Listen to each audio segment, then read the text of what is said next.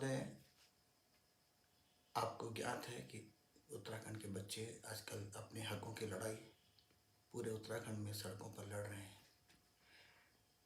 यह लड़ाई 8 तारीख को देहरादून से शुरू हुई थी। एक अभिभावक होने के नाते मैं उन बच्चों के साथ 8 तारीख की सुबह से ही हूँ। मैं उसका पूरी तरह गवाह हूँ। 8 तारीख की सुबह से बच्चे देहरादून के गांधी पार्क के बाहर शांति से सत्याग्रह कर रहे थे। दिन भर कार्यक्रम चला, बच्चे अपनी अपनी बात करते रहे, लेकिन रात में 12 बजे अचानक देहरादून की एसपी सिटी सरिता डोभाल वहाँ धमकती हैं। उनके साथ कई पुरुष पुलिसकर्मी भी हैं। उन पुलिसकर्मियों में से अधिकांश ने शराब पी रखी थी। उनके मुंह से शराब की बदबू आ रही थी। हम लोग समझ नहीं पाए और सरिता डोभाल ने उन लोगों को आदेश दिया कि जितने भी लोग यहाँ पर बैठे हैं उन्हें तुरंत खदेड़ो। हमारे साथ बच्चे बच्चियाँ सब थे, मैं भी वहीं मौजूद था।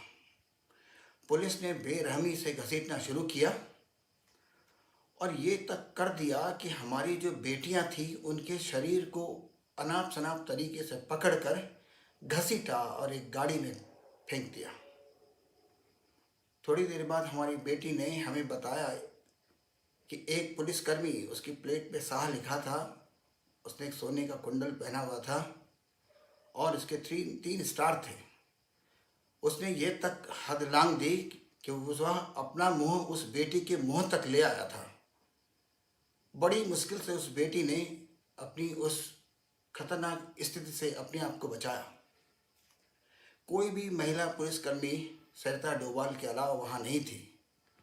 यह सारा तमाशा सरिता डोभाल ने अपने उपस्थिति में कराया। बच्चियाँ चीखती रहीं, चिल्लाती रहीं। जिस गाड़ी में उन बच्चियों को धकेला गया उसमें भी सभी पुलिसकर्मी पुरुष थे। उन्हें वहाँ से ले जा करके एकता विहार नाम के एक गड्ढा ही समझिए, उसको सरकार कह रही है कि वह धरना स्थल है, लेकिन एक गड्ढे में धकेल दिया गया। महोदय, मैं भी पीछे पीछे अपने बेटे के साथ वहाँ पहुँचा। वहाँ भी कोई पुलिसकर्मी नहीं था, महिला पुलिसकर्मी नहीं थी।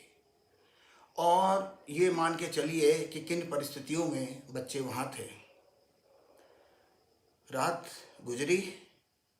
अगले दिन जब फिर सत्याग्रह चल रहा था तो वहाँ तमाम अधिकारी गांधी पार्क उसके आसपास घूम रहे थे। तो हमारी बच्चियों ने वहाँ मौजूद देहरादून की एसएसपी दलीप सिंह कुंवर से इस बात की शिकायत की कि कल रात पुलिस ने हमारे साथ इस तरह अत्याचार किया। तो सुनिए दलीप सिंह कुंवर ने क्या कहा। होंगे बड़े अधिकारी, कहलाते होंगे एसएसपी, लेकिन महोदय उन दलीप सिंह कुंवर ने उन बच्चियों को उल्टा डांट दिया, कह दिया कि हमारे पास भी तुम्हारे खिलाफ कई सबूत हैं। सरिता डोभाल वहीं मौजूद थी। सरिता डोभाल ने हमारी बच्चियों के ऊपर आक्रमण करवाया, उनका शरीर पकड़ने के लिए आदेश दिए। समझिए, क्योंकि पुलिस अधिकारी, इंस्पेक्टर्स, सब इंस्पेक्टर्स और सिपाही वो हमारी बच्चियों के शरीर को पकड़ के खींच रहे हैं और सरिता डोभाल वहाँ है।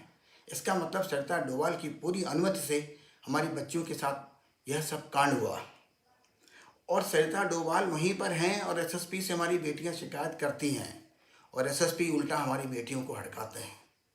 अब आप खुद बताइए कि हमें क्या करना चाहिए। एक अभिभावक होने के नाते मेरी ये पीड़ा है। आपकी भी बच्चियां होंगी, आपको ये बात सुनकर कैसा लगा होगा। इन सब बातों के सबूत हैं, वीडियोस हैं, कुछ नहीं हुआ। उस बेटी ने रात में एकता विहार से महिला हेल्पलाइन पर फ़ोन करने की कोशिश की, लेकिन किसी ने नहीं उठाया। जब एसएसपी के पास सुबह फ़ोन सामने ही रूबरू होकर के सरिता डोभाल की उपस्थिति में ही शिकायत करते हैं तो उल्टा वह एसएसपी कुंवर हमारी बच्चियों को ही हड़काता है। उस एसएसपी की जिम्मेदारी होती थी कि तुरंत एक्शन लिया जाए, बच्चों से कुछ सबूत भी मांगे जाएं, लेकिन ऐसा नहीं हुआ। बताइए अब ऐसे अधिकारियों के साथ क्या करें।